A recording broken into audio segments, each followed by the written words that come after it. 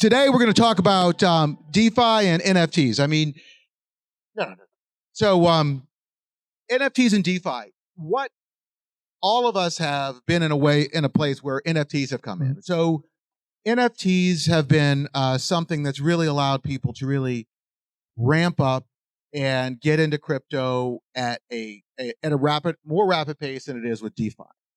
And one of the things that DeFi that existed before a lot of people came into crypto, one of the things that we all struggled with, and I'm gonna talk to Ray a little bit about this, is the fact that explaining it all, getting people to understand it, really caused a bit of a challenge to get people onboarded and get people embracing it. So, Ray, I'm going to put you on the spot here because you can get me later for this. But as somebody who's like onboarded, and I talk about, I kid you not, hundreds and hundreds of people into crypto. How have you seen the difference between when you start talking to people coming into crypto, just like DeFi and tokens, versus coming into crypto with NFTs? Yeah. So if you tell us a little bit about that, and we'll start working with that, because what I want to do is really try to explain to this compare and contrast about what we have to do, and as this space is evolving, what we can do with it. Well, I like I said, it's cool with NFTs is it's easy. Well, I wouldn't say easy to explain, but it just gets down to the essence of what it is. I heard what they're talking about, utility and all these cringy words, but I always talk about permission, right? And you start getting down to the nitty gritty of what that means. Permission, right? They need permission to access what I am, right? Or my data or whatever thing like that. You hear them always talking about Facebook, and what we did there is going in there and just kind of giving them all the whole kitchen sink, right? We just posting, doing all that kind of stuff like that. But also think about, we talk about Google, right? And your Gmail, right? Think of what those things are gathering, right? Think about when you go and purchase something, right? When you go in and anything you buy, it usually goes and gives your receipt to your Gmail, right? It goes to your Gmail. So this data center, Google, is gathering all that stuff up, so think about something like maybe you're a binge drinker and you go out, right? And you do all this stuff on the weekend, just have fun, right? Or all the things that you're purchasing, or you're a smoker and then, all these receipts are going into there, right? What does Google care about that, right? But these data centers that they farm it out to, think about them selling it to your insurance company, right? Think of that access that they have of all of this stuff, that you're just giving them. Right, but that's what I kind of start with when you're talking about NFTs. Is permission. They need to ask, or you allow them to have the keys to that information. And that's the cool thing with NFTs is it gives us that power back for them to have access to our data, to whatever we are, right, to whatever we're purchasing. We don't just give it out freely. They're going to have to ask permission to access our stuff. So that's kind of what I kind of start with. Vince, is just explaining the ideas and the things that it's capable of. It's not a JPEG. We all make these jokes. It's access, and it's how we're going to have ownership of this system that's being set up.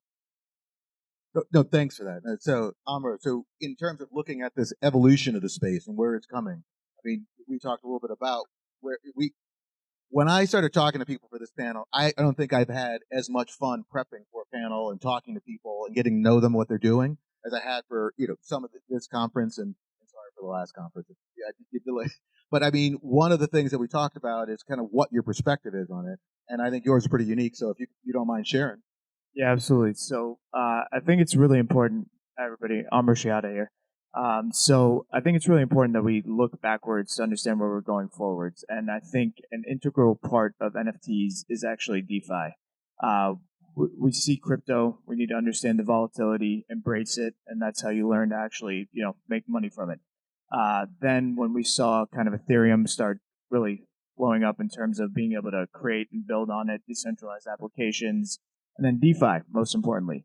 With DeFi came a tremendous amount of wealth, a tremendous amount of opportunity, and no regulation. So what we saw was little to no regulation, meaning people would make millions of dollars and then be terrified to take it out of crypto.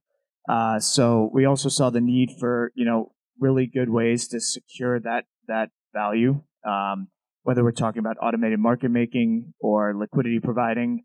And that's really what we saw Uniswap kind of pioneer with, they started with Unisocks, which were a $12 pair of socks. They got up to $167,000, believe it or not. And what they were doing was piloting how you could create liquidity pools or be a liquidity provider for decentralized finance. So it's important to realize that we come from crypto, we move into DeFi. DeFi generates all this wealth. It gets tested with NFT protocols, and then we see PFPs, we see the JPEGs. We'll probably talk about flipping JPEGs in 30 years with our kids playing polo on our estates. No, I'm kidding. But it's really important because I think that convergence happened really early on, and then we got distracted by the enormous amount of wealth that was generated because you see people buying CryptoPunks, 20 of them, 30 of them at a time, and you're like, why?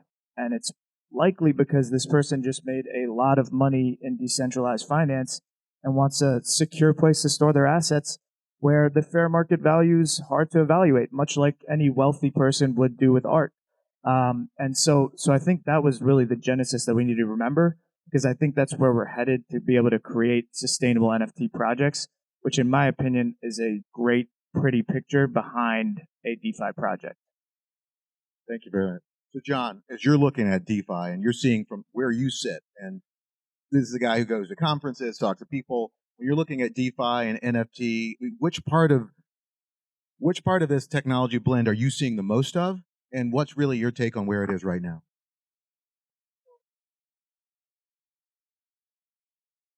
Hello. Okay, there we go.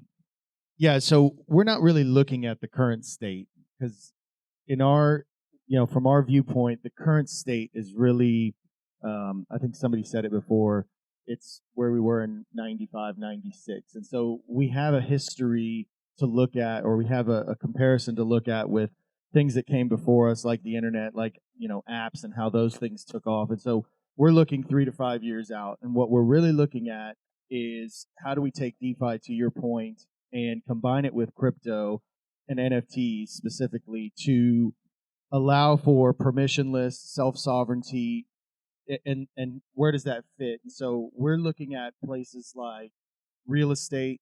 We're looking at places like legal contracts between attorneys, between companies.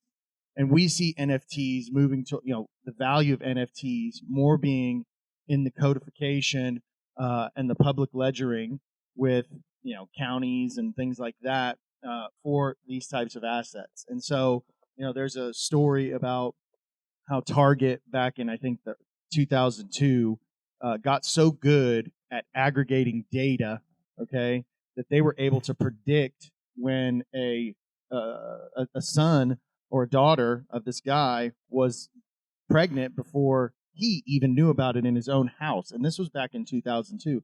So to your point, the ability for us to go self-sovereign with our information, one of the things we're playing with right now is a company called Global ID, who has a self-sovereign wallet solution where you get a credential, you own the information in the credential. And the best way I can describe it is, when you walk into a liquor store right now, you show the person your ID, and you're exposing all of your data, all of your PII.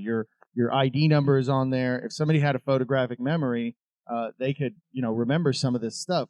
With permissionless self-sovereignty, you're now able to walk in and scan your ID and only give the credentialed information that really just asks, is this person over 21? Because that's all they need to know at the end of the day. And so we're looking out 2 to 3 years. We've started several companies that are focused in these areas specifically because we feel like, just looking at the next year, 18 months, there's not really much on the horizon in the current set of ecosystems that are there. They're really going to be anything, revolutionary, evolutionary. So, Austin, when we start looking at NFTs and DeFi, we started looking early on at these games. What was that? The game, the Wolf game, and we looked at it. And so, remember at that point when people were just trying to merge these two things together, what people got right and what people got terribly wrong, and how even people forked and went off of that. You want to talk a little bit about that and kind of where that left people? Just a quick story about that. Well, finance itself is something that not a lot of people understand. So finance itself is something that not a lot of people understand. There's not a lot of education around it. You don't teach it in schools. There's not a lot of self-education around it. It's not like there's a lot of courses, and it becomes really complex. So to add decentralized finance into something is even more complex. To understand how how financial applications can be running on a public blockchain in the air, it's like, how does that even make sense? People get really confused about it. So one thing that NFTs did was that NFTs brought a lot of culture, but also really good understanding to things. And so with the Wolf game, for example, they started utilizing NFTs for access into DeFi. So it was like DeFi in disguise. It was DeFi behind the scenes, but utilizing NFTs to get access into it. A lot of the things that that's what they did right. But what they did wrong was people have a really hard understanding about liquidity. So even if you create a random token, doesn't mean that it has the ability to go from here to go buy that new pickup truck or to buy that new house or to get whatever it may be to your bank account. And so there's a lot of problems to where there's these projects that launch and they create these vaporware tokens with no way to get liquidity into, real life assets or tangible assets. What they did right though was utilizing NFTs for access into DeFi and helping it become an easier process of understanding. So I think those are some of the things that, as we look at this, I think we talked about yesterday, when we look at NFTs and DeFi, I personally look at it when it's done right, it creates the long-term viability of the NFT, almost of the community, to keep people engaged. Because I always worry about this. I have an NFT, I have a community, I do all this work in my spaces to mint it out, and it's there. Now you got it, now what? Just go trade it. So, Amro, do you have kind of a take on where people can go next with that, or what are you seeing as you're doing a lot more stuff and looking behind the scenes on a lot of this, but where are you seeing that go? So I think one of the primary issues is the blueprint models, where you see 1 drop, 2 drop, 3 drop, then what? And NFT projects kind of dilute their own value. And I think that comes from a fundamental misunderstanding of finance and financial literacy, but also just not having the drive or the access to actually be able to learn about decentralized finance and the tools it can provide. What I've been seeing more recently are companies, and I call them companies, not projects, simply because if you're raising $5 million in a day, you probably should be a company. But it's important to distinguish that, because you find a lot of artists and a lot of creatives behind these projects, but really it's important to understand that they lack the experience to run something that would be equivalent to corporate finance, to something that would create sustainability.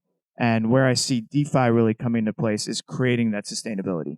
So instead of relying on the same users, the same funding, the same branding, and not really branching out beyond, we're going to create a male, we're going to create a female, they're going to have a baby, then you're going to stake them, which, is just a way of locking up liquidity and then gamifying so you can get away from the SEC. And then rewarding people in an internal currency or a currency you can transfer into cryptocurrency. But either way, it's just a gamified process that basically buys projects time. Instead, what I'm seeing is projects are starting to learn that they can deploy basically operational funds to treasuries, and you can have low risk, medium risk, and then speculative. What previously been happening is the treasuries would mostly be buying other NFTs, and I was baffled. I'm like, I don't want to say the word crazy, but it is crazy to buy an extremely speculative asset from another project. Instead, there's all sorts of ways to get passive income, true passive income, whether it's even taking on a centralized exchange, taking what I call stale ETH. So a project that would raise 2,000, 3,000 Ethereum would take that and they would sit it in a wallet and it would do nothing. And I would approach them and say, have you heard of DeFi? And they'd look at me like I was an alien. But I would say simply go register on Coinbase or on Kraken and you can get 6% return on this. That's enough to fund your operational expenses and actually build your team and grow this as a company. And there was a lot of resistance to that in the beginning. And I think that comes from the culture where marketing is more valuable than actual technology. And I consider, fintech and tech kind of the same thing. But I think the narrative's changing where, especially in a market downturn and macroeconomic headwinds, there's going to be an important need to value technology and innovation rather than marketing. And what I'm seeing now is more people realizing, hey, well, what is a node? How can I get involved with that? And how can I deploy these funds there? And that actually will create revenue for the company, which then can be, gamified or however they want to do it, and redistributed to the holders who are here because of the lower barrier of entry, which is what NFTs really create. It's a lower barrier of entry, but unfortunately, that lower barrier of entry creates that risk where these people are not familiar with, all of these complex practices. So I think we're headed in the right direction, but I think it's still going to take a little bit of time and amazing people up here and like yourself to really get it done. Well, and the goal is to get the community, your group, to actively participate, to be a part of everything, because they are the energy. That's the reason why any of the cryptocurrencies, the NFTs, that's the reason why they have any value at all is the people behind it, and getting them to be participating in this, right? Or however you want to get them down to the path. It might be about education, like you're saying, how we do financial education, and a lot of people that are not in our ecosystem, they might not even realize it. They don't know that they're in a game, right? Learning about DeFi, learning about how taxes work, and how our whole ecosystem operates. So it's a really cool way where people are like, look at Axie Infinity and how that did that and was able to help feed countries during the pandemic. The Philippines, that's what they were doing. Even though it's just a game, it's really cool how these things work, and it's seamless. That's why NFTs are amazing. Is some people, they don't even know they're in crypto. They're just playing a game, or they just like the image, and that's the really cool part of NFTs. Well, back to your first point, is that people are getting into these things and they're not even understanding that it's crypto, but they start going down that educational path of knowing, okay, wow, this is cool. I mean, I'm earning rewards. I'm doing all these things, and I'm gaining gaining value, and that's it's a neat good part of it. So I'm going to be a bit of a cynic on this. I was hoping. Yeah, I saw you.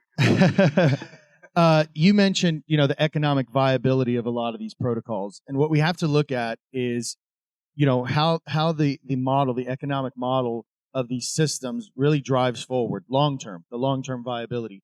Most of what's actually happening right now, like with Axie Infinity, it's VC money that's paying these people. It's not the people buying their own tokens and creating a value stream within the ecosystem. It's VC money, and what they've essentially done, what crypto has essentially done, distributed ledger has done, and I was talking about this the other day. Developers are not having to worry about 60 to 70% of what they were developing in the existing world.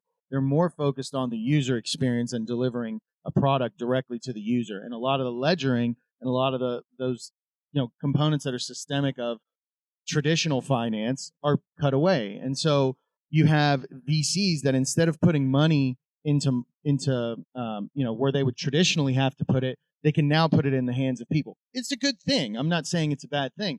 It's certainly, though, something that you have to look at the long-term viability. And when you look at taking money, like a lot of projects, they have money ETH sitting on the sidelines.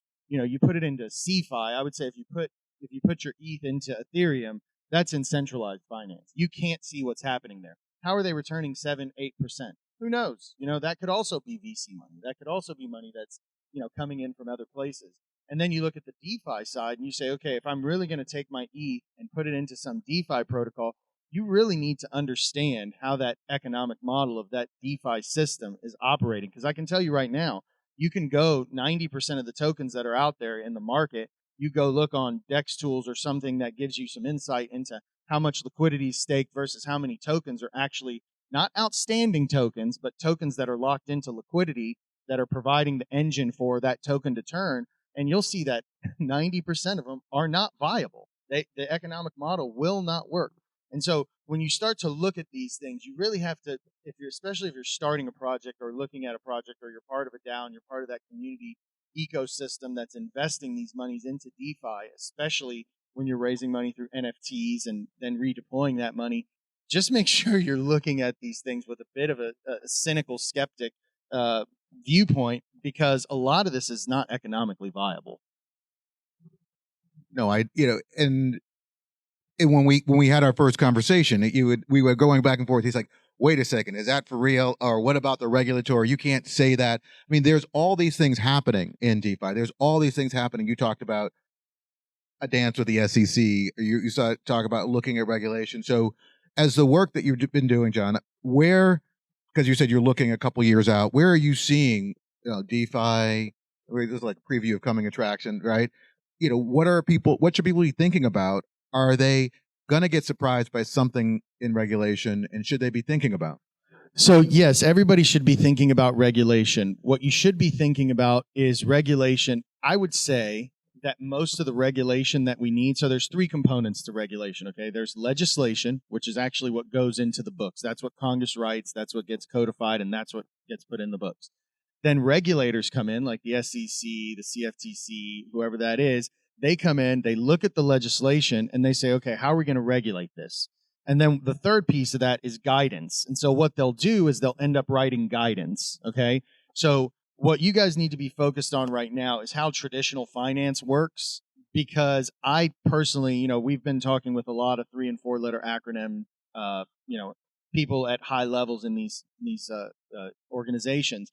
And what we're telling them to do is to slow down. I'm not a fan of the legislation that was put in front of Congress the other day. I haven't read the whole thing. We had a chat last night about it. I'm more of a fan of, and I think they're starting to understand that these are just, distributed ledger is just a different way of databasing data. This is essentially what it comes down to, okay? And so we have to take a step back and we have to say, what did traditional finance do that they got wrong?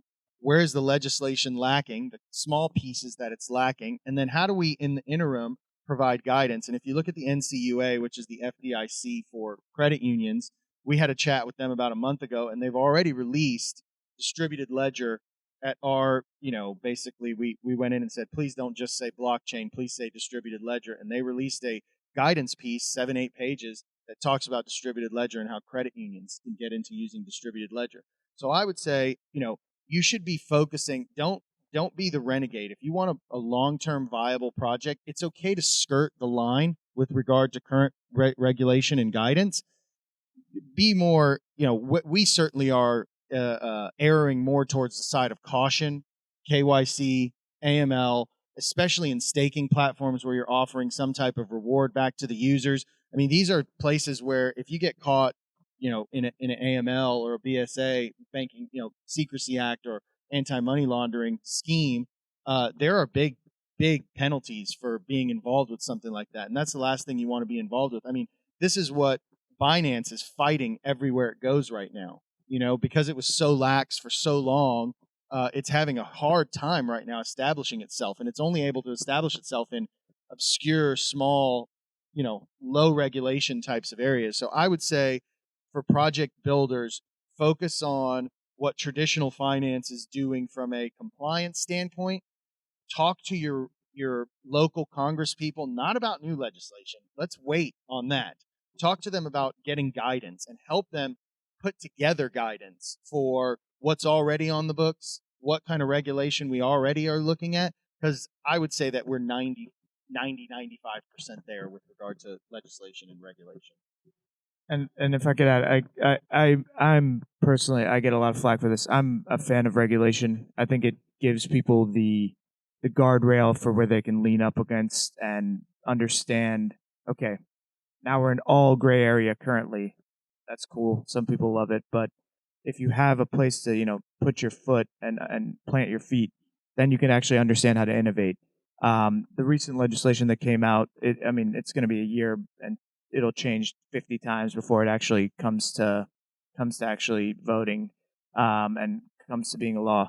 But it talks a lot about staking. It talks a lot about non-collateralized stablecoins, of course, with Luna, and then I believe it mentions the issues around meme coins and the focus around trying to drive more value to utility. And I know that's a buzzword. I like to say value. I think it's really important for people to understand regulation, and there are there are groups that are going out and advocating for DeFi education for not only for the legislators but for the people, the constituents as well. So it's important to identify those people, support them, and actually develop some curriculum so people can understand, apply it, and not just in the standardized testing model where you learn, regurgitate, but where you conceptually understand and be able to take these frameworks and apply them in your own projects.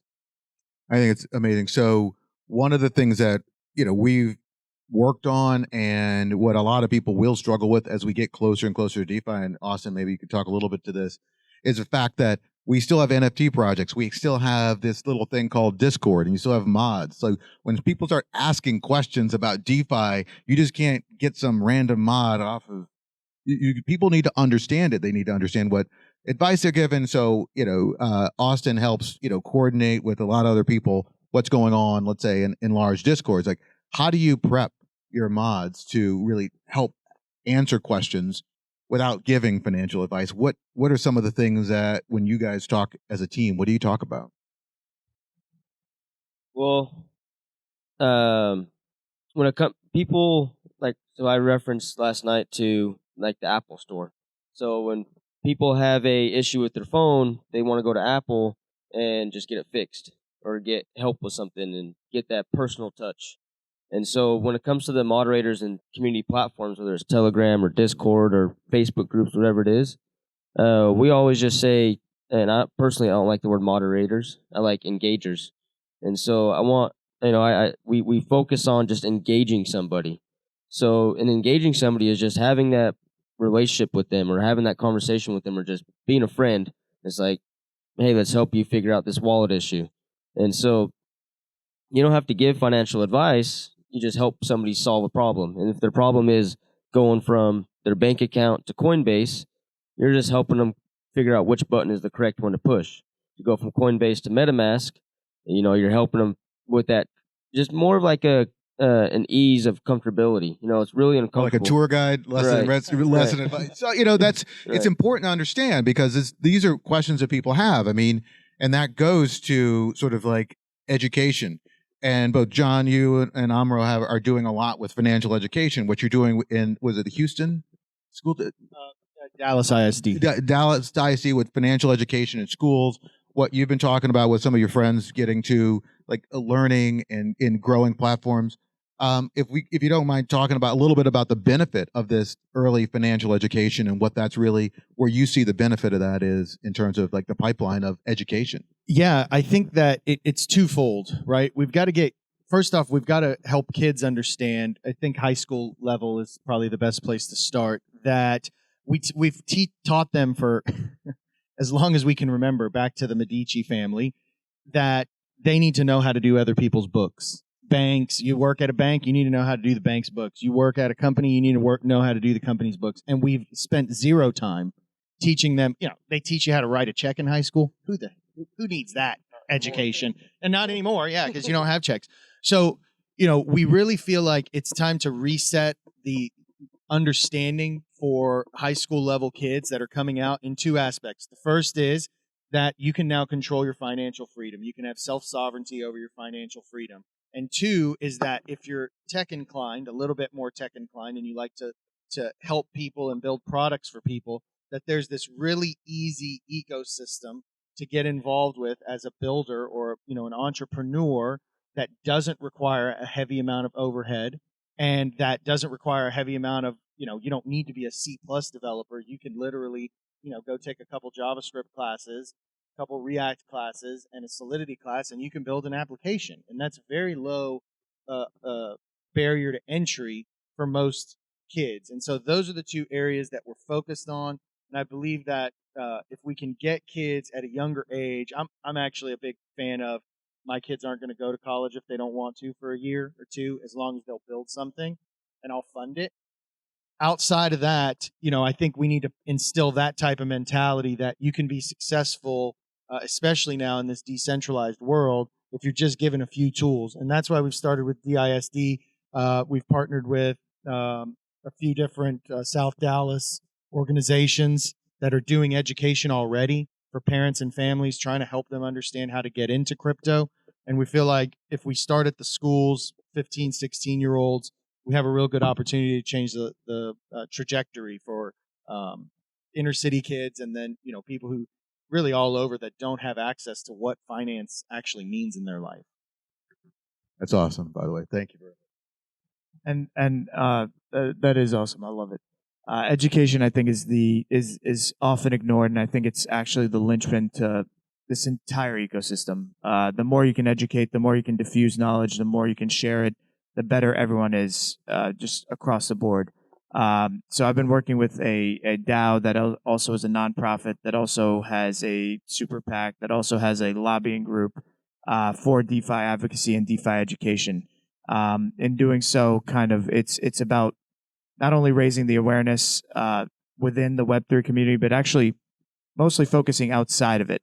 And it's actually targeting the other demographic. It's targeting the older generations, so they understand the value of this, so they will instill it to their kids and their grandkids and so on and so forth. Because what they'll see is that this is a much lower barrier of entry. This is a better opportunity for them to learn and develop a diverse skill set that they can apply. And then I've been working with educational technology companies like Art of Problem Solving. And the way they teach STEM education is far different than what the public school systems, even private school systems do, where it's, you learn it for the year, you take the test, you get the AP grade, and then it's gone. The way it's taught is really, and they've had 9 out of the last 12 years, they've won the global competition for the basically it's the smartest kid globally, K through 12, not K through 12, first through 12.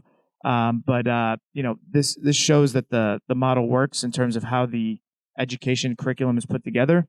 And now it's about converting that curriculum and that experience into developing it into DeFi, and NFTs as well, both on the technical side and the financial engineering side. But I think one thing that we all need to really understand and appreciate, both on the positive sentiment and negative sentiment, is the social engineering aspect. Because if we look at crypto, if we talk about community, if we talk about Discord, which I don't know why we use, like the most hackable thing in the world, but I think that's part of the fun. People like to be hacked, I guess. I don't know. But the social engineering is actually quite possibly the most important aspect of this. I mean, if you look at community building, what does that boil down to? It boils down to the control and flow of information. If you look at, from creating top 25 cryptocurrencies, it often comes from a very charismatic leader that's almost running it like a cult, right? I mean, you saw this again. I'll go to Do Kwon and Luna, where there's all sorts of tactics being put into place that kind of deflect from the core deficiencies in the process itself, and focus on the social engineering. And that's why I think we see a lot of the fear in entering the space. And that's part of the reason that people don't want to go into education, is because they're like, oh, it's a scam. But it's not a scam. There are scammers, yes. But if you educate yourself, if you surround yourself with good community, then you actually are able to create a safeguard and avoid the social engineering aspects that lead to a loss there. And I think that's something that we also need to integrate into DeFi, NFTs, and into the whole educational ecosystem. Yeah, and I like the basic training, a part of it. Like, and you're talking about a tour guide, Austin, and things like that. And that's, when you get to talk about fractionalized banking and what happens when you deposit your money in a bank, and people start, some, like you said, they're not financially understanding what's happening. And when you kind of start leading them down that path and letting them understand that you're not just a speculator in crypto. You don't have to just hold it and sit there and let it, wait for the value to go up. There are things where you can do, stuff with your crypto and let your money make money. That's the whole idea of finance in general. Anybody that's wealthy, that's the reason is they're doing those types of things. And as that's, like I said, the cool thing is seeing people, understanding that, right? That's why I love about onboarding anybody new, because I love when they finally, really understand what decentralized mean, and now they have full control of their assets. And that's the big moment, for people, really, and it's really kind of makes them a true blue believer. Can I ask you one question though? So with onboarding, I've always had a fundamental kind of cognitive dissonance where it's great to onboard as many people as possible, but sometimes I feel like when you're onboarding them, you're leading them into something that's, really fast paced and can be addictive. So I'd love to get your just thoughts, and sorry if it's derailing at all, but on how to kind of potentially curb that and make it a long term positive, if that makes sense. Well, it is. We have a cool community, right? Where we do kind of very much hold hands, right? We're doing it on a Zoom. I mean, we spend one-on-one time with people, going through everything, really, any kind of questions they have. It's never we're really directing them. Like even a lot of times when we're talking to our community, it's never sales. We're not selling anything, right? We're just giving education. But when you can kind of go through that, I mean, a lot of times when I'm talking to somebody, you'll see if you talk to people in our community, it'll be a year before they even get into crypto. Sometimes, I just plant seeds, right? Just get them interested, and don't be pushy. Just let it flow, because they'll keep coming back because they keep hearing it on the news. They keep hearing it, so just let it flow. Let it be a normal thing of them, being curious of what they've been hearing from you, and then they're seeing in the news. And like I said, it just kind of make it not a pushy type. I'm not pushing any crypto, right? I always say if someone's telling you to buy something, walk away. Right. Yeah. The one challenge with most of what we're talking about up here is scale, right? So you have to think about when you're building a project, it's very hard to do a lot of the stuff we're talking about at a massive scale. And so the best way to counteract that, I found, is somebody mentioned in the last panel, community market fit. So that's kind of a great shift in thinking for, like a paradigm shift in thinking.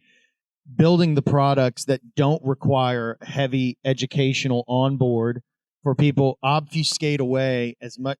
By that I mean, people don't have to see the way it's working necessarily. If they want to go look on blockchain and they have the experience and they can teach people that, hey, this is a safe place, you want to give that openness and flexibility to your ecosystem.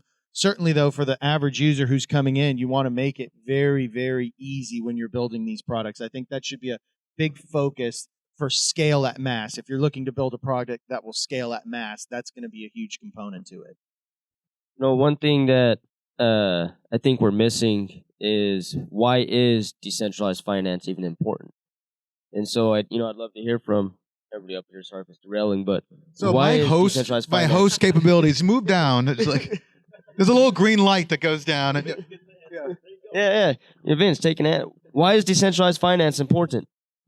Why do we need it? For me, it was this concept of, it was very simple for me to when I saw the activity potentially coming, that my money could now work for me at a pace, at a pace a little bit more rapid than it could be in my bank. Right? What was I going to do with it? I had things in a retirement plan. I had some other things, and this is really quite interesting. How does it work? For me, the mechanics became very interesting, and when I saw what it could do, and I was able to create my risk spectrum, that's really was there.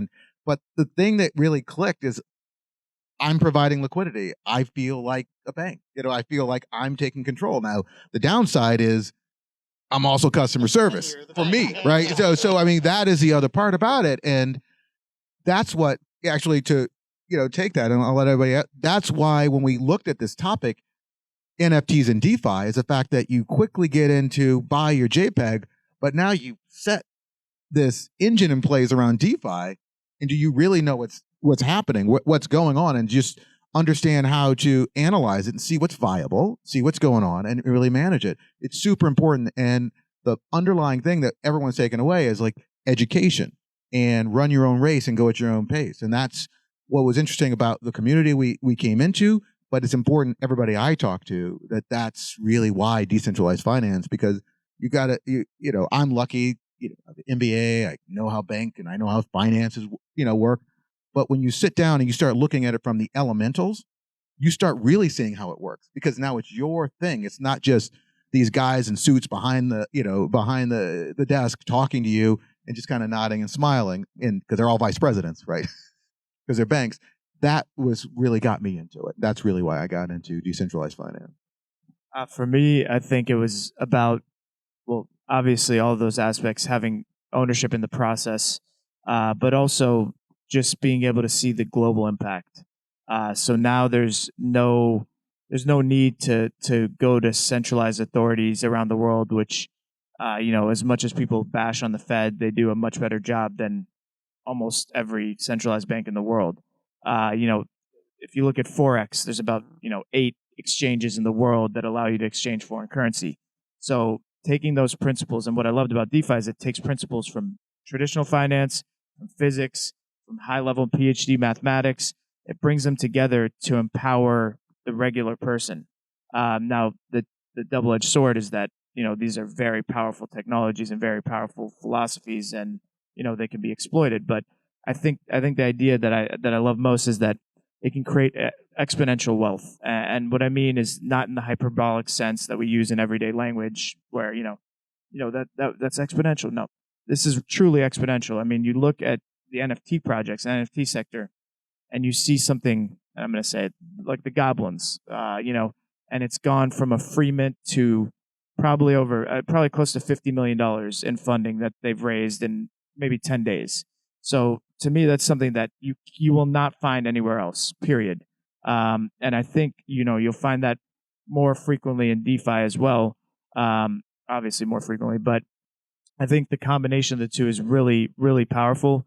And it just brings a lower barrier of entry so that you can come in with $100 and not need 100 million and exploit a fractional change with the 100 million to make money. But instead, you're exploiting a fractional change with $100 and making that same amount of gain. So I think it really reduces the barriers of entry and increases the ability to really earn. So I use a concept that I've coined, and this is not a plug. I'm writing a book called Social Capitalism.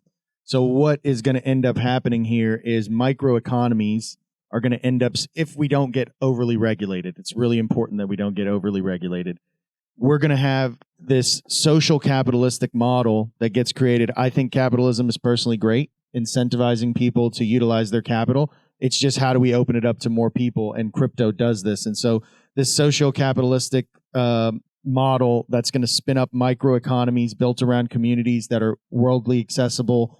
And then it really truly gives the best ideas in the world the opportunity to win. It's not just regulated to IBM or Google or people who can raise, like literally to do a Reg D filing or a Reg A filing, you have to have millions of dollars, and that precludes a lot of people from doing it. So I think, under regulation, keeping the regulation low and then focusing on these microeconomies is what I'm really excited about. It was very personal for me, Austin.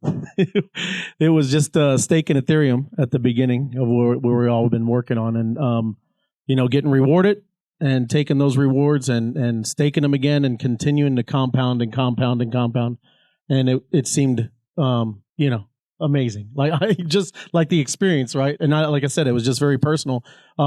It was very new to me. I really never was in crypto. I'm sitting there holding stuff on Coinbase and some of these other, centralized wallets, and then going over to the MetaMask and these other decentralized places and experiencing that of only putting, a little amount, compared to what, people have in here, and seeing that compound. It was kind of very eye-opening. I guess, part of that eye-opening experience was M-Pesa. And so I was lucky to be in a conversation and somebody educated me about M-Pesa. And what M-Pesa is a mobile money. And it's a ripoff.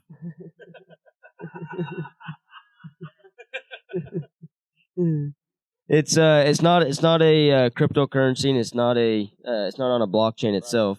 But what's crazy about it was there is in a region of the world where majority of the population was unbanked and also didn't have access to a bank.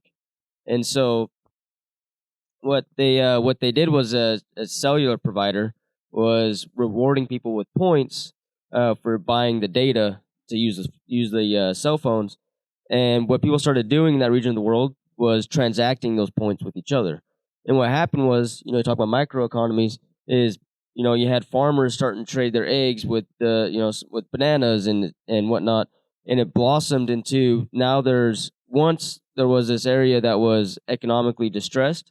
It's now blossoming with entrepreneurs and innovation and creativity and businesses and jobs, and it's thriving all from the aspect of access to money, access to finance, where that's why I think decentralized finance is important, is because there's a huge lack of access to it. We heard Jorge on the panel yesterday about the limitations in Latin America. And so we see a lot of the struggling areas, even in America, the struggling areas is the limitation of access. And what decentralized finance is going to do is open up accessibility to people around financing. And in all this is awesome. But we have 5 minutes and we have a few questions from the QR code. Yeah, so The people use the QR questions code. came in. So QR code didn't just ask me questions, but well, it's But I think- the people on We're Twitter definitely in the Spaces future. are Are you using the brain questions. implant from Elon? yes. That's right. So a couple of them that came through. So those of you listening on Twitter Spaces, go up to the top and you can click that link and ask some questions. So 2 of them came through. One is, do you believe that that cash is going to be irrelevant and go away? The second piece is, what is the true difference between DeFi and the current banking system that we have in reference to the regulations? So basically, when you go to a bank and you move money from me to Austin, because he takes all my money, everything's tracked, right? Everything's tracked. They know exactly where it's going, who it's going to. If you want to buy crypto, they know what's going there. And it seems like we talk about DeFi, but everything's also tracked on the DeFi platform. So what is the difference between the current banking system and the DeFi platform? So I don't think cash is going to go away. I think there's a governmental reason for that. I'm going to say something a bit controversial. Governments like being able to send $400 billion in cash in planes at 2 a.m. without nobody knowing or being able to track. You can't do that on blockchains. So I think that cash, sorry, didn't mean to make people laugh. And that has its place. Hey, look, you've been there. So that has its place. As far as regulation, I think that, I can sum it up by saying, people in Pablo Escobar's downline were able to send hundreds of billions of dollars of laundered money through banks. So are banks doing it right? Maybe start there, figure that out first, get that going well, and then come back and figure out DeFi. Well, so I also think it's just important to realize that with centralized banking, yes, for most of us, we get the Fed routing number, we get the Fed, you're the SWIFT, the IBAN, all these processes have tracking, and so does the centralized exchanges. But once you move outside of that into decentralized finance, that tracking is not there. So you're able to actually move with much more agility. Now, much to the point of the panel, the importance there is not losing credibility and not losing the value that's being created, so that there isn't an overcorrection in regulation that then stifles or kills innovation. So I think the huge difference is that you're moving away from a centralized body, period, to cash is never going away, by the way. But you're moving to a decentralized governance body, and we'll see more governance protocols and more social investing and social economies. But that's what DeFi, I think, provides versus centralization. I think it's the most trackable form of currency ever, by the way. Distributed ledger. I hope so. okay, we had one question right here in the audience. I think we got those, Neil, because we have like one minute. It's got to be good.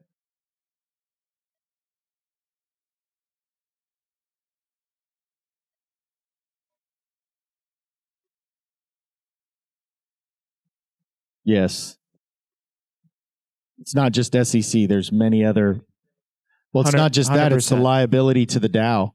So it's the liability to the people. If you're just a bunch of people doing things, you have a tremendous amount of liability. If you use a Wyoming DAO, or there's a couple other states who've put together DAOs at this point, LLCs, you again limit the liability through that LLC mechanism of the DAO participants and the DAO members. So just for that reason alone, the SEC and all that, they're going to pierce. If you're doing fraudulent shit, they're going to pierce that veil. Doesn't matter what you are, who you are. So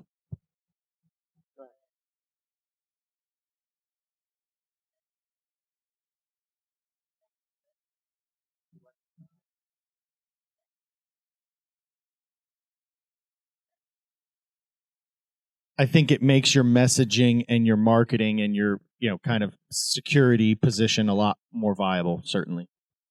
So part of the issue is that the regulators or legislators haven't put clear guidelines or guidance around DAOs.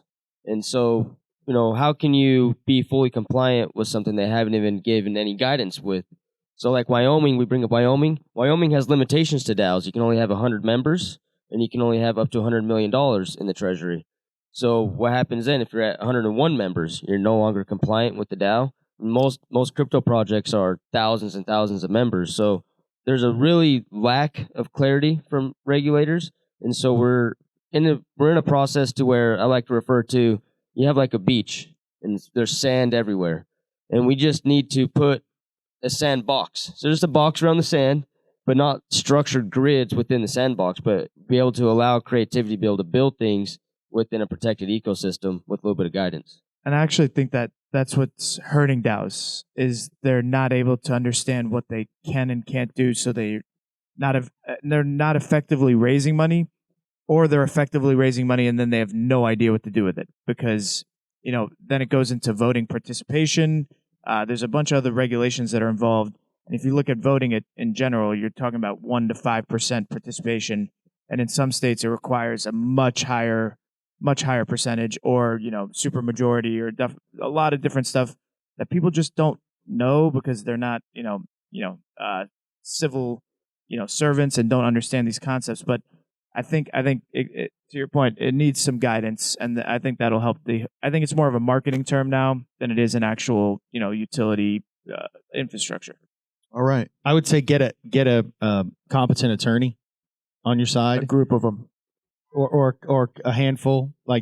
And my advice on that is, you can have the best heart surgeon, you can have the best brain surgeon. Don't pick a brain surgeon to do heart surgery. So when you get your attorneys, make sure they're not just general counsel type guys or guys who say they've done. Find the heart surgeon to perform heart surgery. Hire the guy who worked at the SEC.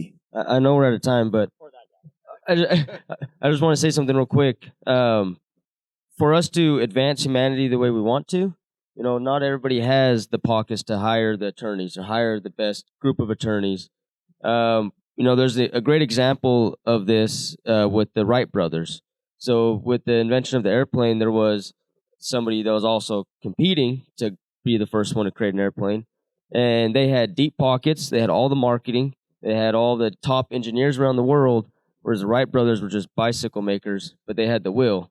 They didn't have any pockets to be able to fund what they're doing, but just with their pure will, they're able to truly innovate what they're wanting to do.